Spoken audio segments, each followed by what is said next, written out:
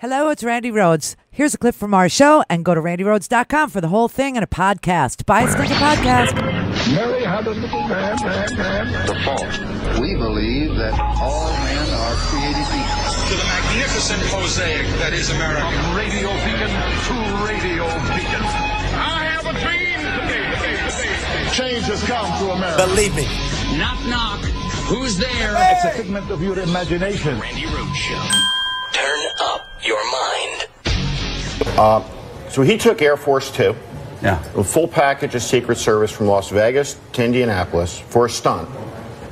Inconvenienced tens of thousands of Colts fans to, again, use the flag and the anthem as a prop. That he knew, something that he knew was going to happen. And the greatest desecration of that flag is the assault on its foundational values, which occurs every day with this administration, with their attacks on the spirit of the First Amendment, freedom of the press, freedom of expression.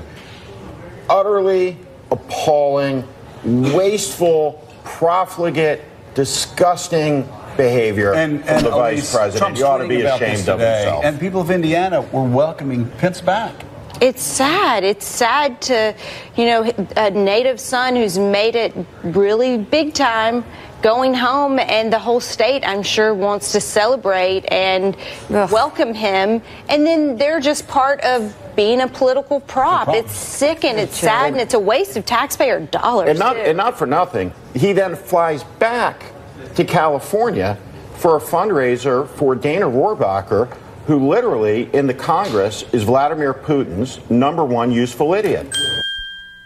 That's the part that doesn't get talked about all that much. Hello, everybody. Happy, football Sunday. Did you enjoy? Did you? Yeah. Oh man. So they keep ruining football, is what they do. They keep ruining it for us. We like our football the way we like it. We like it with wife beaters. We like it with drug abusers. We like it. We like it just the way it is. We like it with people who kneel. We like it just the way it is. And Trump keeps crapping all over our football Sunday. I'm just so tired of it. I really am. And then of course Mike Pence tried to grab some glory for himself, but of course then his boss. Or his I don't know. I mean, his handler, his owner, Donald Trump Jr. Donald Trump. No, it's just the beginning of the dynasty, everybody. No, his owner. Obviously, Trump is Mike Pence's owner. He owns him lock, stock, and tongue up his ass. He just owns this man. Tells him, okay, here's what I want you to do. I want you to go to the Colts game. And I want you to pretend that you're going there to help retire the jersey. And then you're really going to go in there, and when they kneel, because they're playing the 49ers, and that's Cap's team, when they kneel, they will. I want you to leave. I want you to walk out. And, of course, little Mariah Carey, the diva that Pence is, can I take Air Force Two? Can I... Listen, he was in Las Vegas, okay? He was leaving Las Vegas, and he was supposed to be going to Dana Rohrabacher's fundraiser. Why would the Vice President of the United States of America be fundraising for Dana Rohrabacher, who is under investigation in the Russia investigation? I mean, this is just so bizarre. Why? Do you remember what Dana Rohrabacher did? Californians, I hope you do. But for the rest of us, Dana Rohrabacher, here's the old article. This is so old. It's from July. August, September, October. Oh, it's almost 3 months old. Not quite. Two months old. And we can't even remember it because so much crap happens every single day. But members of the team of Russians who got the June 2016 meeting with Trump Jr., which is why he's on my brain right now, actually attempted to stage a showing of a film against, remember our friend, Bill Browder. Because of the Magnitsky Act that Bill Browder was able to get passed in the United States, just passed in Canada too, that put sanctions on certain businesses in Russia who were shown to be involved in the largest fraud upon the Russian taxpayer, believe it or not, in the history of Russian frauds, which is saying a lot. And Bill Browder exposed it with his lawyer, Mr. Magnitsky, who then when he told the Russian government, oh my God, we just uncovered a $230 million fraud against your own people. Maybe you want to do something about this. They said, yeah, you know what we want to do? We're going to arrest you. So they arrested Magnitsky. They put him in jail. They beat him. They starved him. They killed him, and he died. And Bill Browder went on this massive worldwide campaign to put sanctions on Russian businesses that were part of this, fraud. Okay. There was supposed to be a congressional hearing. It was scheduled for mid-June by Dana Rohrabacher.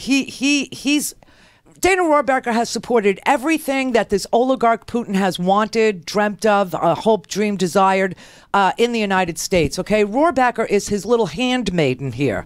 Okay, and he is the chairman of the House Foreign Affairs Subcommittee on Europe. So he's in a position to help Putin, and he uses it. And so during the hearing, Rohrabacher was going to confront Bill Browder with the pro-Kremlin propaganda movie that viciously attacks him, and two witnesses linked to the Russian authorities, including the lawyer Natalia Veselnitskaya.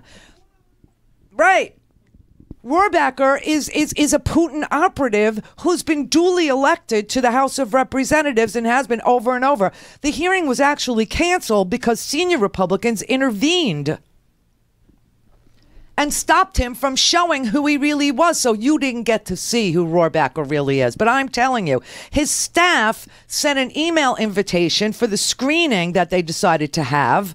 One of the staffers on Rohrabacher's staff, Catherine O'Neill, she's a Republican intern on Rohrabacher's committee. Her email promised that the movie would convince viewers that Magnitsky, who was murdered in a Russian prison cell, was no hero.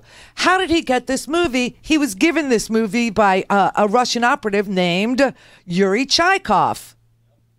Yuri Chaikov is accused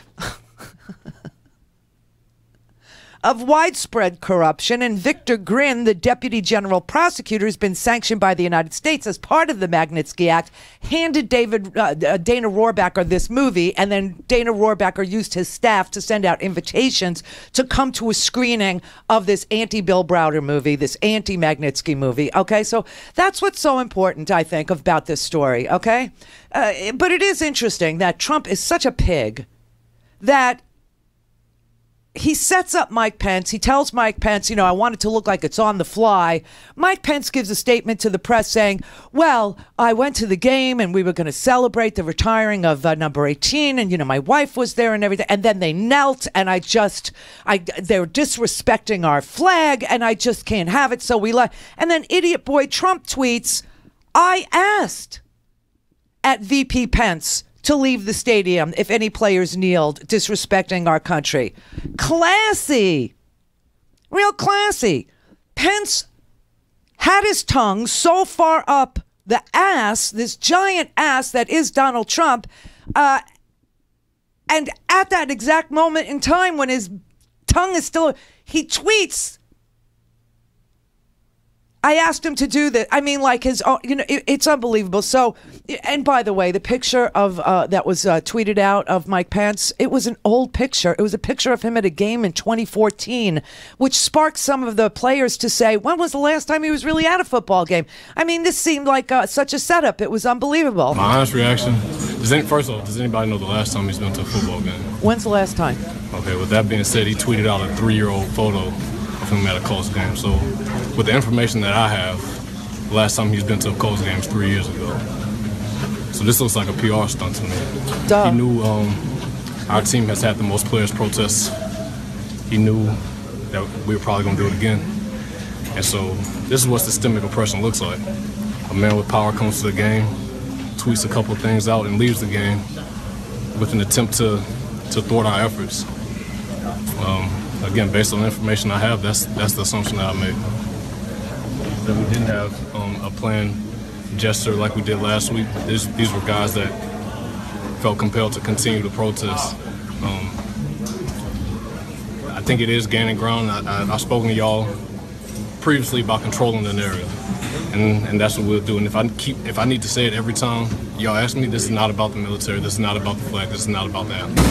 My mother served in the armed forces. His mother served in the armed forces. In fact, my mom would have went to the Persian Gulf War had she not been pregnant with me. I have the utmost respect for the military, the anthem, and the flag. So I would say that every time y'all interview me. This is about systemic oppression that has been rampant in this country for decades, on top of decades. And I will continue to say and encourage people to educate themselves of how we got to where we are today, because it didn't happen overnight, and it's not going to happen overnight to fix these issues. So we're going to keep talking about it. I know that I will keep doing what I feel is necessary to use the platform that I have to make those changes. Okay, so that's Eric Reed from the 49ers who, kneels with Colin Kaepernick and has been kneeling with Colin Kaepernick since Colin Kaepernick started this, back when Colin Kaepernick actually was a 49er, an active player. And by the way, Mike Pence, you missed a really good game. It went all the way into overtime, and the Colts won it 26-23 in overtime. So you missed a really, really stinking great game. And he spent over $250,000 in air travel costs for this charade. At least when Tom Price uses taxpayer money, he doesn't leave in the middle of the event. This was so staged, I swear to God. And if Pence's tongue was any further up Donald Trump's ass, he could speak for him. But then Trump upends him. He actually, makes sure that he tells everybody Mike Pence is just my puppet. Mike Pence did exactly what I told him to do. Now, Mike Pence was in Las Vegas. Mike Pence could have taken the flight to Dana Rohrabacher. This is just so disgusting. Talk about disrespecting the flag. My God, there's news all over the place today that not only were there the Facebook ads that you know about that were shared and shared again on Facebook to the tune of, like 1 billion people saw these Russian ads. Now we have information that YouTube had set up fake channels, and the fake channels were calling Bill Clinton a rapist and calling Hillary a racist and all this stuff. And that what Russia was doing was finding real people, like in third world countries, Africans who would take, pennies on the dollar, cheap labor, to put up YouTube channels and to insert on Russia's behalf themselves into our election by saying that they lived in Atlanta and that the black vote ought to go to Trump because Bill Clinton's a rapist and Hillary is a racist and all. And those ads were seen like thousands and thousands and thousands of times, and money was put behind those ads too. Now Google says, it's not just on YouTube. They found some other ads, and they have the nerve to lecture us about patriotism and America. And I gotta say, these owners, Jerry Jones all of a sudden changed his tune. He's telling the players, as long as you work for me, you have no constitutional rights. What is this, the freaking military? Only in the military do you give up your civil liberties. Only there and ESPN. Yeah, they just suspended Jameel Harris because she was saying, listen, the only thing that the NFL cares about is money. And so until you boycott Jerry Jones's Cowboys. And so they said, okay, that's enough. And they suspended her for 2 weeks. So, but this is just like an amazing thing. The vice president of the United States is such a puppet of the president that the president, says, you go and make this look like you really are offended. And then as he's leaving it's just so interesting that this was a protest, right? The 49ers taking a knee, spread across the NFL, protesting police brutality, protesting an unequal justice system, even though it says chiseled in marble over the Supreme Court, equal justice under law. See, that's a goal. That's just a goal. That's not what we have. It's a goal. It's a good goal, but it's not what we have. And they are working towards that by doing something silently and something, prayerful, something cerebral, something thoughtful. They've even gone to the NFL and said, could we have a month, like you do breast cancer awareness or military, saluting, could we have a month to put the focus on the justice system and how unequal it is? And just so you know how unequal it is, here's a little video. Okay, but before I get there, so Jameel Harris is fired because she says Jerry Jones is wrong to take away the civil liberties of the players because they sign a contract, but it doesn't, they're not joining the Air Force, okay? It's not what they're doing. And, of course, Stephen Ross, the owner of the Miami Dolphins, he's getting a little, scared of Donald Trump, too, because he told his players over the weekend, he said, I think it's incumbent upon the players today, because of how the public is looking at it, is to stand and salute the flag, because he respects law. He respects the law and order that is represented by the flag of the United States of America, except when one of his coaches is caught snorting. Hey, Norton, what you snorting? Is caught snorting cocaine on YouTube. Hey, babe.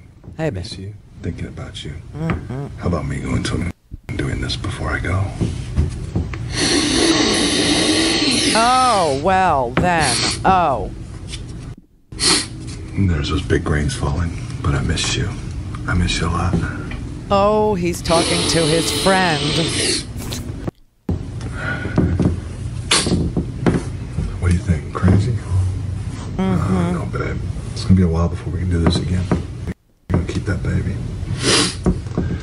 But I think about you when I do it. I think about how much I miss you, how high we got together, how much fun. So much fun. It'll last a little bit before I go to my meeting. I haven't seen this since the 80s. Was that fucked up, babe? You think? I think not. I wish I was licking this off your pussy. Oh! Yep, that's Chris Forster, the offensive line coach for the Miami Dolphins. This surfaced on social media last night. He's snorting out of a $20 bill that says, "In God We Trust." Is he disrespecting God? Not only that, Randy, but he's one of the highest paid assistant coaches in the league. Yeah, $2.5 to $3 million a year, I hear. Yeah. And so a model in Las Vegas, the one he was talking to, her name is Kaijuana Nij, or Naihe, I don't know. She posted this video on her Facebook page because she says if his ass were black, they'd be dragging him through the mud face first. She wanted to show some of the injustice in the NFL with regard to the owners and the players. Go to RandyRhodes.com for the whole thing and a podcast. Buy a stinking podcast.